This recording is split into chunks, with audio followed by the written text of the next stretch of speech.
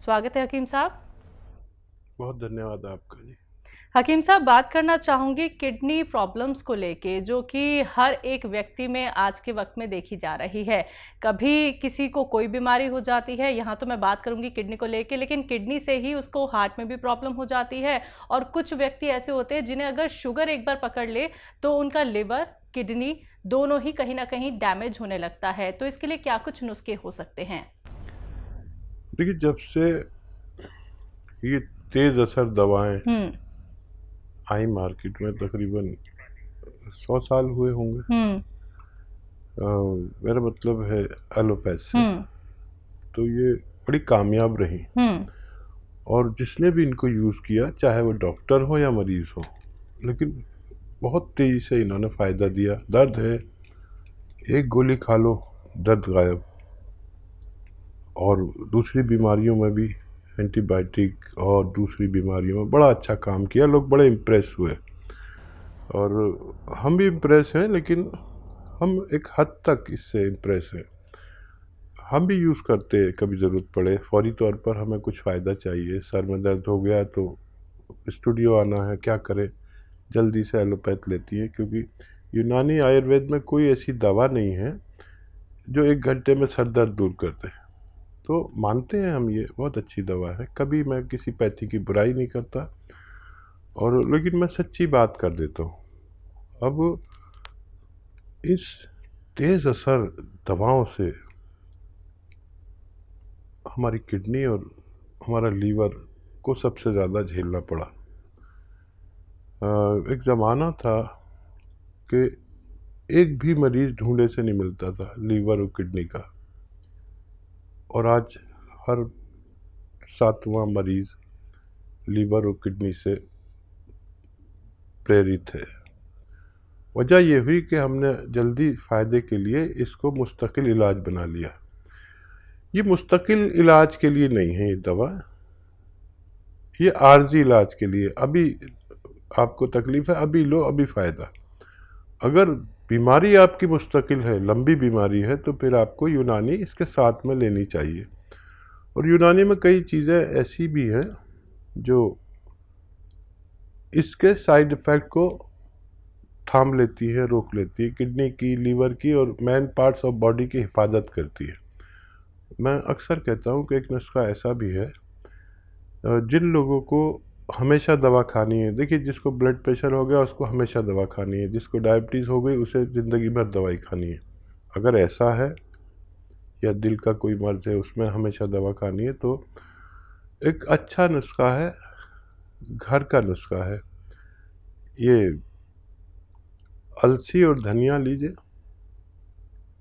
हम वज़न लीजिए, यानी बराबर बराबर वज़न में 100-100 ग्राम जैसे लिया आपने, पाउडर बना लीजिए।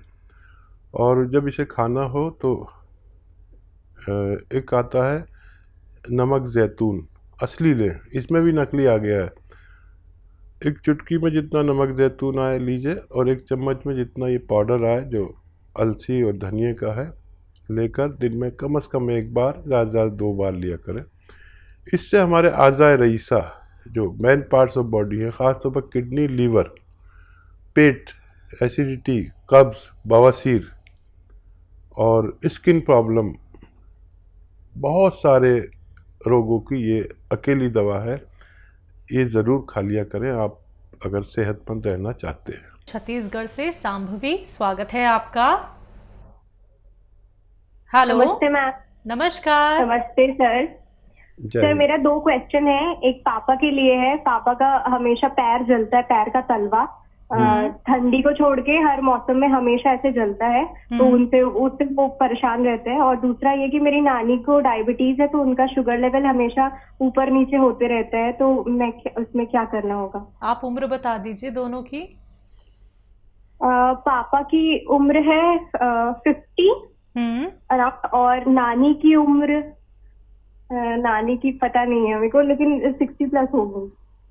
ठीक है। 62 है, ऐसी होंगे जी। हाँ, पापा की 60 है तो नानी की 50 प्लस नहीं हो सकती, 60 प्लस होगी, 70 प्लस होगी, क्योंकि पापा ही 50 साल के हैं। तो आप समझ लीजिए कि मैं क्या कहना चाह रहा हूँ। बहरहाल कोई बात नहीं, मुझे अंदाज़ा हो गया।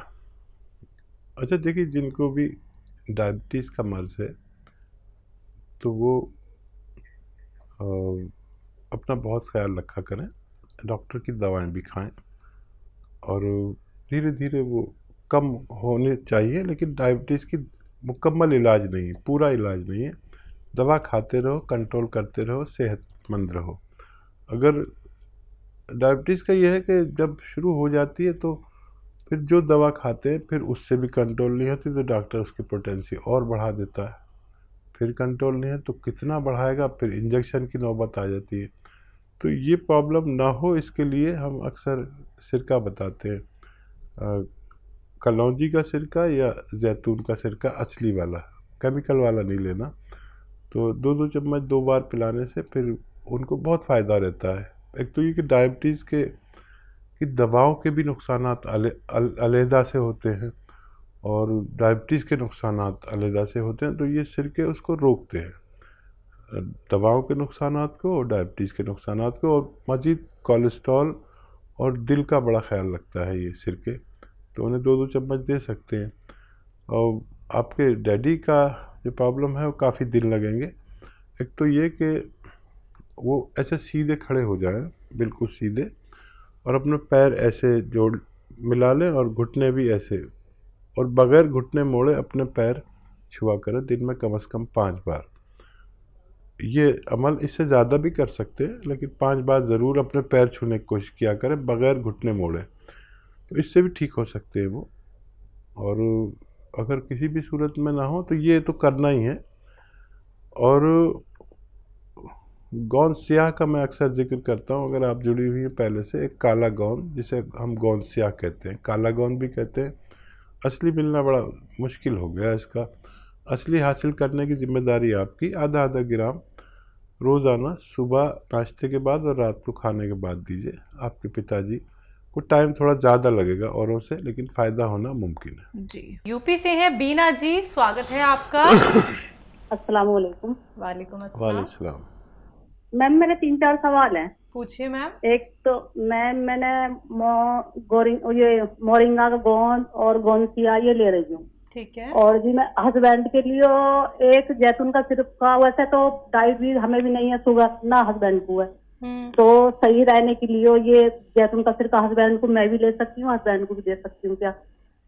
और दूसरा सवाल ये है कि बेटा जो माजून आर्केरा ले लिया था उसे 4 महीने हो गए। 4 महीने में उनने कल परसों पंखा चला लिया, नोएडा में रह रहा है, और पंखा चलने के बाद फिर उसके वो एलर्जी थी उसे और जी दमा था, तो उसे पसली चल गई कल उसकी बेटे की। तो उनने फिर पंप लिया तो उसे ठीक हो गया वो। उसके लिए मुझे पूछना था।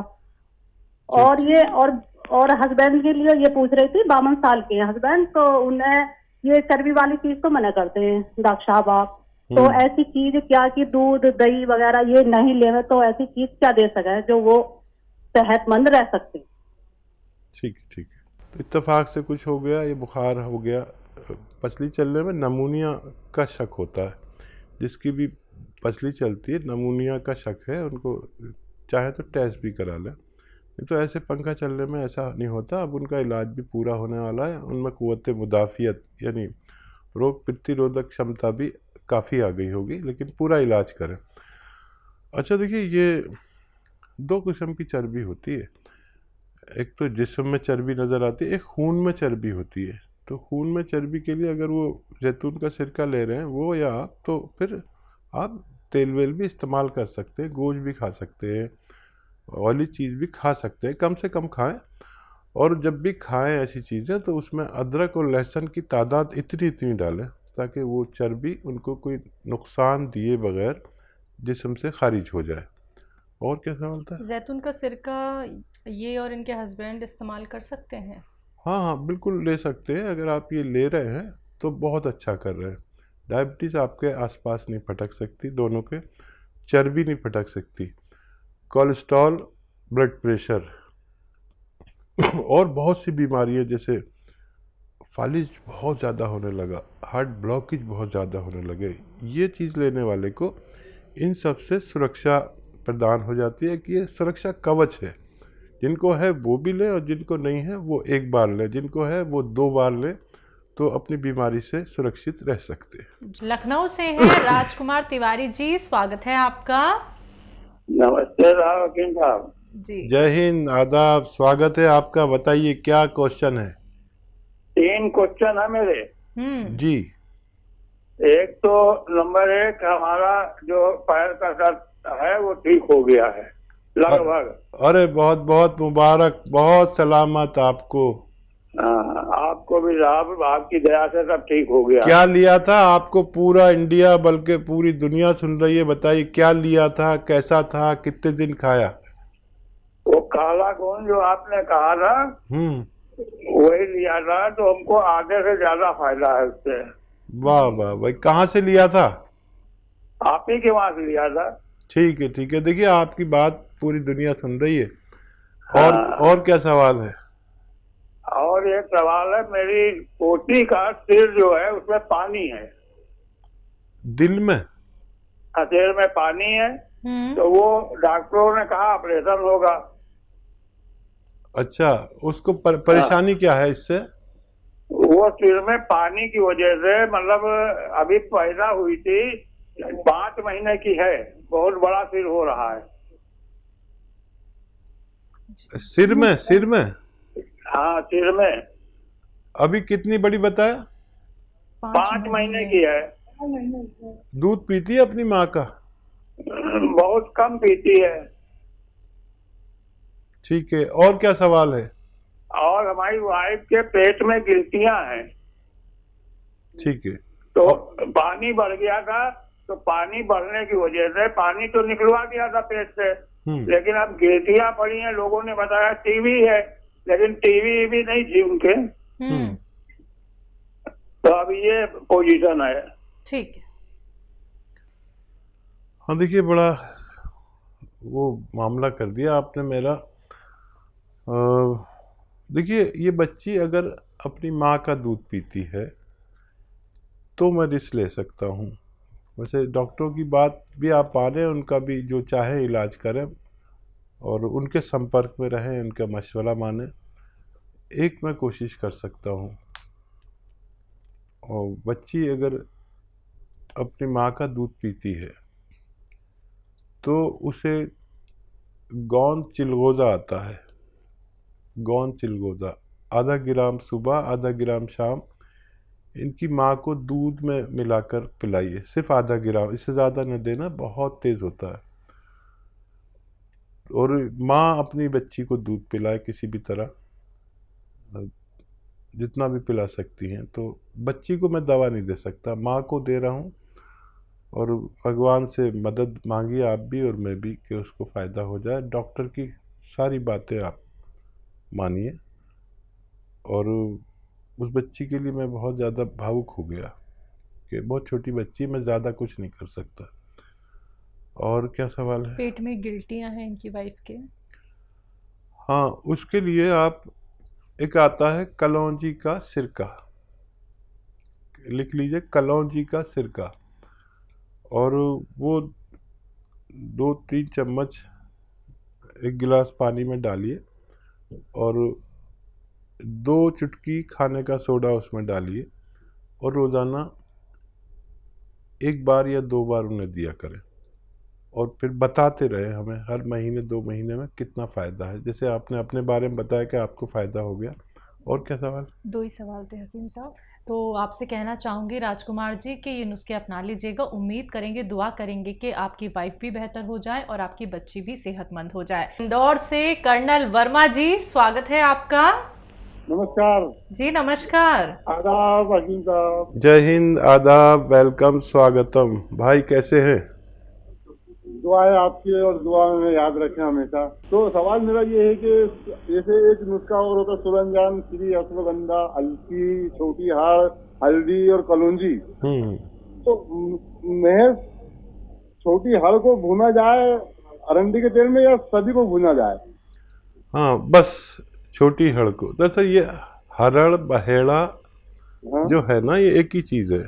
छोटी हड़ हो या बहेड़ा हो या हरड़ काबली, ये 3 नाम हैं। ये कच्ची कैरी होती, जैसे आम गिर जाता ना छोटा सा, तो उसमें गुठली नहीं होती, इसे छोटी हड़ कहते हैं। और बाकी जो हैं वो गुठली वाले होते हैं, जो सूख बड़ा आम पक के गिर जाता है, ऐसे ये सूख के गिर जाती है। तो इसका भूनना ज़रूरी है। दुनिया भर में, ख़ास तौर पर भारत में, इससे मरीज़ पैदा होते हैं, क्योंकि जितने भी लोग आते हैं अखबारों में, टीवी पर, वो आके कहते हैं त्रिफला खाओ, तो त्रिफला का एक फल ये है, और वो ये नहीं बताते कि इसको भूनना ज़रूरी है, घी में, तेल में, अरंडी के तेल में, बादाम के तेल में, जैसे जिसके हालात हों।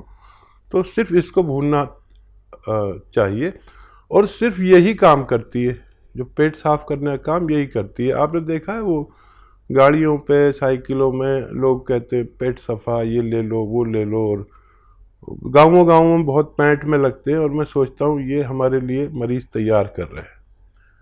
और वो खाते ही आदमी को बाथरूम जाना पड़ता है, खुल के इजाबत होती है, लैट्रिन होती है। और मैं हैरत में पड़ता हूँ कि ये पुड़िया में बेच रहे हैं, और खाली सिर्फ हरड़ ही पाउडर बना के बेचते हैं। कभी हरड़ का पाउडर आप बना के खा के देखना, आप सोचेंगे इससे अच्छी दवाई नहीं है। लेकिन अगर इससे भूना नहीं है तो फिर ये आंतों का लेमिनेशन गायब कर देती है, और फिर इसके बगैर आप बाथरूम से फारिग हो ही नहीं सकते। जी, कोई और सवाल कर्नल वर्मा जी? अभी तो फिलहाल इतना ही है। चलिए, बहुत बहुत शुक्रिया हमारे साथ जुड़ते रहने के लिए, और हमेशा से कुछ ना कुछ नया नुस्खा हकीम साहब से पूछने के लिए।